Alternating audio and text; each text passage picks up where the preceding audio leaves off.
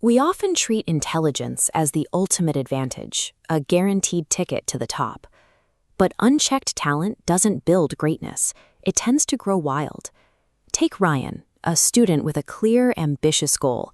He wanted to become a doctor. He had the natural intellect to make it happen, breezing through his early coursework with minimal effort.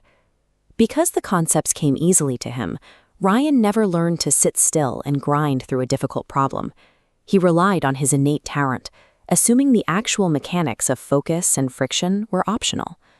When effort is never required, the ability to try begins to atrophy. Raw intelligence without a mechanism for application creates a false sense of security, turning a supposed advantage into a hidden vulnerability. You could see this vulnerability every time Ryan sat down at his desk.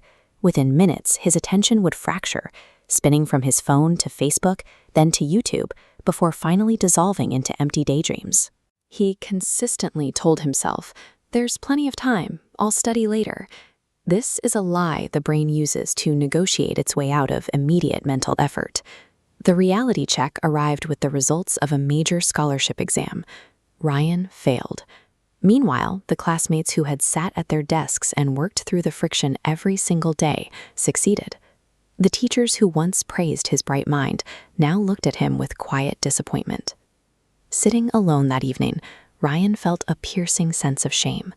In that moment, Ryan realized that his intelligence was standing still while his disciplined peers were moving forward. He was beginning to see that potential alone has no market value.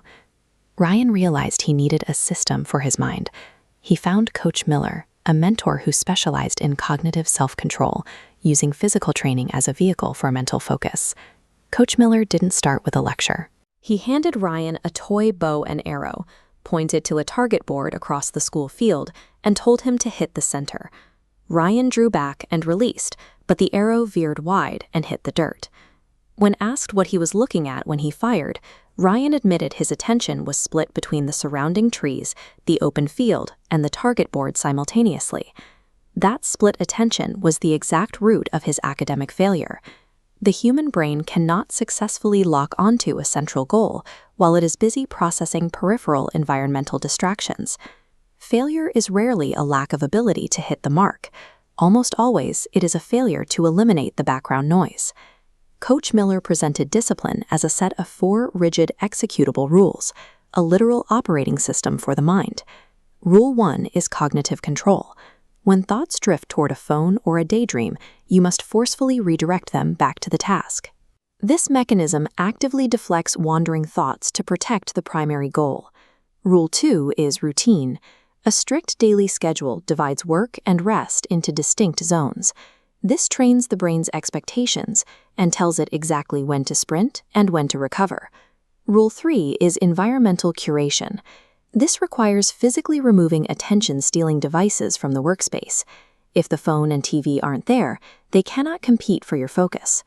Rule 4 is compounding repetition. Focus is built through small, daily repetitions that eventually forge an unbreakable rhythm of habit. This mechanical system exists to protect your attention from an environment designed to steal it. Implementing this framework was brutal. Every time Ryan sat down without his phone, his brain fought him, craving the constant, easy stimulation it was used to. He stuck to the schedule. Over weeks of repetition, the mental friction faded. The erratic urge to check his feed smoothed out, and his attention settled into perfect equilibrium, allowing him to sustain deep focus for hours. On the next major exam, Ryan took first place. The top ranking was a predictable result of his system. He had successfully detached his future from the volatility of potential and anchored it to his daily habits. A year later, as Ryan accepted a medical scholarship, the funding felt secondary to the mental operating system he had forged to earn it. He remembered Coach Miller's final metaphor: "The untrained mind is a wild horse. If you don't control it, it drags you toward every easy distraction. But a trained, disciplined mind becomes a powerful vehicle. It takes that raw, explosive energy and channels it toward a destination of your choosing. Stop relying on the myth of your own raw potential. Your intelligence won't do the work for you." You must deliberately train your mind with discipline, because in the end, Only directed energy creates